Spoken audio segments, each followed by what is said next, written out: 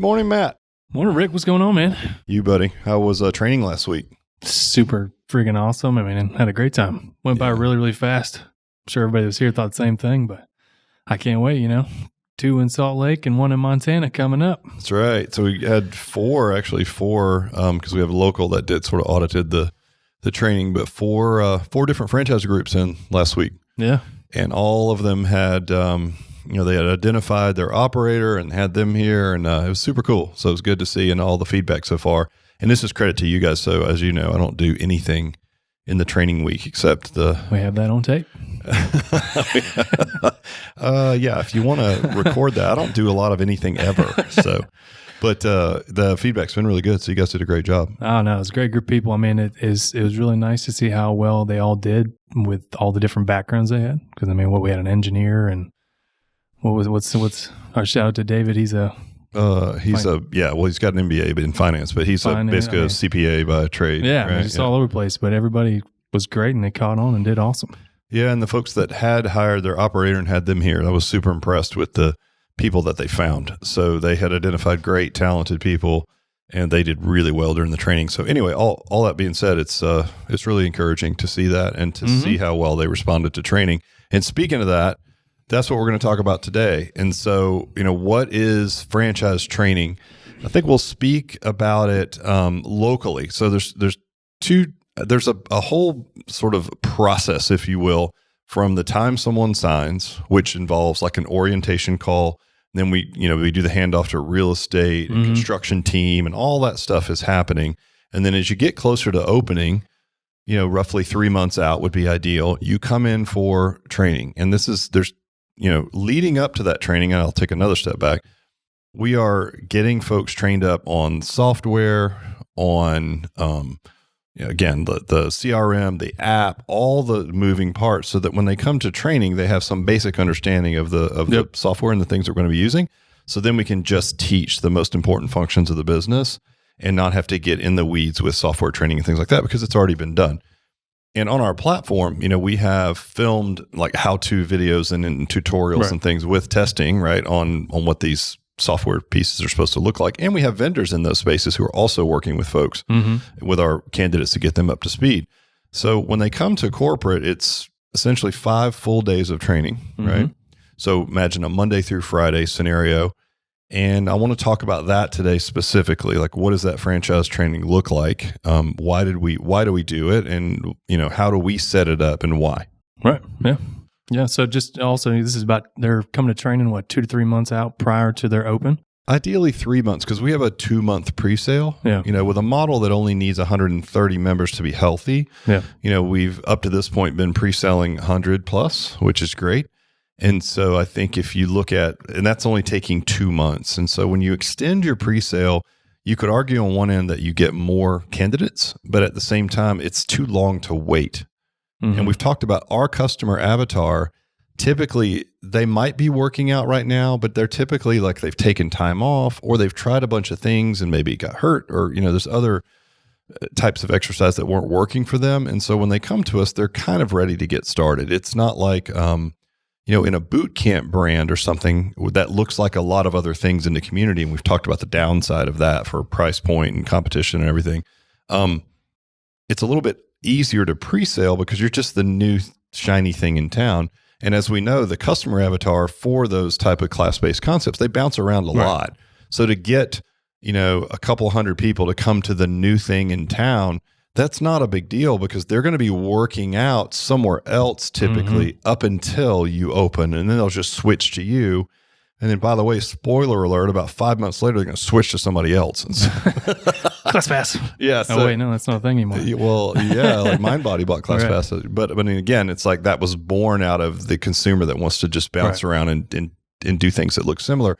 Our customer avatar really wants to get started. So the long answer, my point is that doing a 3 or 4 month pre-sale for someone who's more than likely not doing a different type of exercise and they're ready to start now, it's too long. So 2 months is enough, especially with the low number of clientele it takes for our business model to be successful. Yep. So come in 3 months before, get your training up. Ideally, you have your operator with you if you're not going to be that person, right? People are going to be running the facilities for you. and then it gives you a solid 2 months of pre-sale. So Yep. it's 5 days of training. 5 full days. 5 full days. So let's talk about those 5 full days because you're an integral part of that. So first of all, what are we trying to accomplish in that week?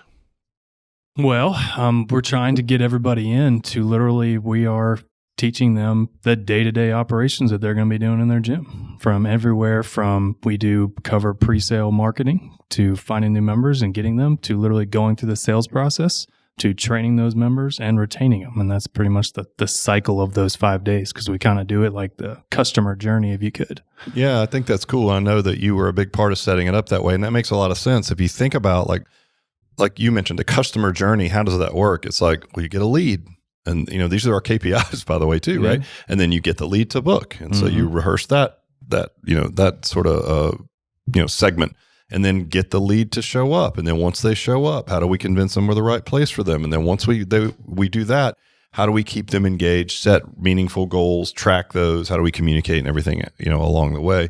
And I think another big reason for a training, what we're trying to accomplish is we're trying to also set up a culture, right? I mean, our business is a culture, our brand is a culture.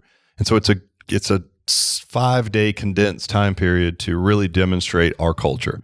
And a lot of it, I mean, we've got our 5 core values, so we cover those, but it's about humor. It's about, doing your job or owning it, right? All those things come into play in the training. And it's also our opportunity to set expectations. Yeah, like absolutely. These are the things you're going to have to do to be successful. It's a chance for us to have our candidates or our new franchisees and partners understand that we have all these things in place and that we're going to hold their feet to the fire to run the play as it's written. There's a reason for it. Right? Yep. And that reason is to make them successful. And that comes from 30 years in the trenches and working with thousands of gyms worldwide. And we're constantly looking to improve the process and make it better. And so it's our chance to say, like, listen, a lot goes into this. You don't have to overthink it. If you just run the play, right, you'll be very successful. And so I think, that's a good segue into, why do we build it that way? You mentioned similar to the customer journey.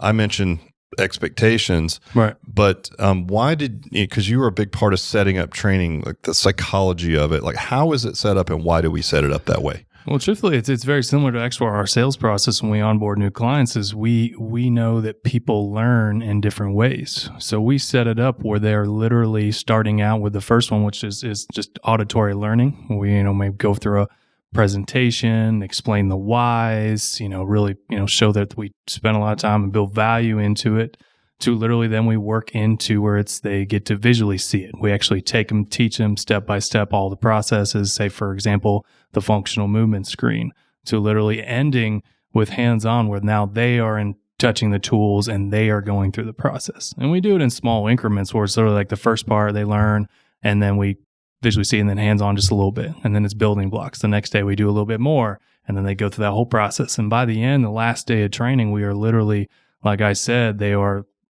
getting a lead in, booking a lead, going through that whole starting point session where we call that onboarding that client to literally training them on the floor so they can see what it looks like in the whole life cycle.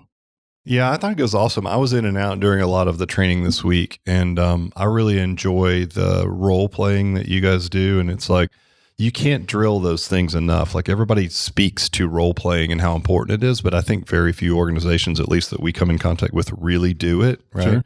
Because it's hard work and it's awkward. Nobody wants to do it, but it's super valuable. And so, I saw all week as I was in and out, you guys just role playing the heck out of like, okay, you're standing in the booth. This is somebody who's never worked out before. They're 40 years old and they're 45 and they got a hip replacement. Go. Right. And it's like just lobbing these scenarios at them. And it's a stressful environment in front of a group to try to perform. But it's important. And if you can do it, you'll get better. But to your point, like the way that we set our starting point session up, which is our new client process, which allows us to align ourselves as experts. I mean, it's a sales process, but it's also a discovery process for the client as well, and for their goals and measurements and things that we're taking. But it really is true. People learn in one of 3 ways. This is just cognitive science, right? It's like you're either an auditory learner, which I am, like you and I both enjoy, like audiobooks. Some people can't learn. They can't think, one audiobook. There's people that they like to see things being done, so they like to observe, right? And there's other people that have to put their hands on it and do it. And we cover all those things in the new client session because we don't know how these people learn yet. We don't know them well enough. So let's cover all of our bases, and maybe they're a mix. So they're going to get a little bit of everything.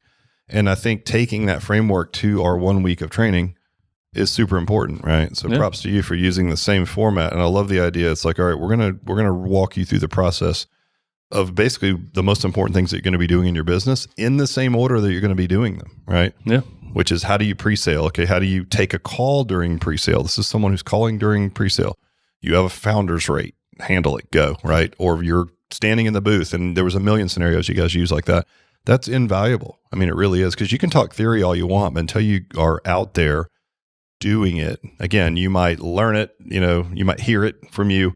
You might see someone else do it in a role play, but getting out there and doing it yourself, it makes it super sticky. Yeah, and I will tell you, I mean, we were all pretty rough to each other in our role plays, man. I tell you, we were. What'd you say? We were throwing, making them a black belt martial artist with some of the things we were lobbing at them. Well, yeah, I came through the room and it was like, all right, let's go scenario. Walk up to the booth, and the person that's supposed to be role playing the customer was making it so difficult. And the idea was, I said, you guys just think about this as like martial arts. Like you have to get reps in with proper form before you go to stage 10, right? It's sort of like, hey, block, parry the jab, like the most basic striking thing ever, and then just throwing a ridiculous like body hook or something. And it's like, don't do that. Let them get some reps. Let them be successful. That was day 4. Might have been day 5. Right. We're gonna have some badass franchisees, man. I got a feeling. Yeah. Well, trained up. I was pleasantly surprised at how well everybody did. They did great. So, of course, that's credit to you guys. So yeah, we set it up that way. It's 5 full days of training, and it basically, you're going to learn all the functions that you need that, again, follow the customer journey. It's really sort of the functions of the business at the end of the day. I mean, we have to create leads, right? We have to get those leads in front of us, either on a phone call, in the booth, once you're open, into the gym. Then you have to have a process, which we have, that convinces them that you're the right solution for their problem.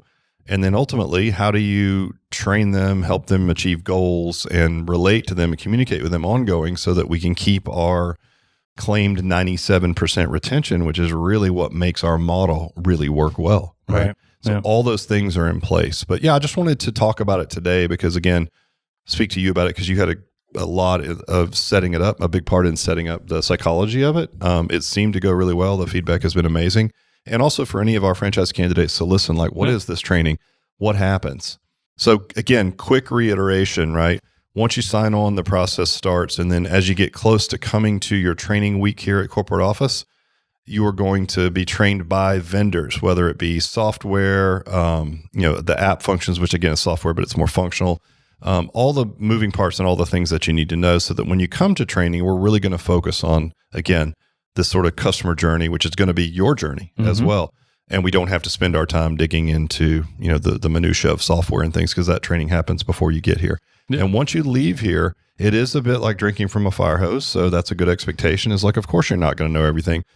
Certainly, if you're coming out of one industry and you're moving into this one, even if you're not going to be working in there, you need to understand how everything, all the moving parts of your business, even if you have an operator. So you should feel a bit overwhelmed. It should be a lot, it's as simple as we could make it and make it sticky. But yeah, it's a lot. It's a lot to do to open a new business. And I think that's a great expectation to set for somebody. What do you think? Yeah, sounds good. Awesome. Appreciate it. Thank you.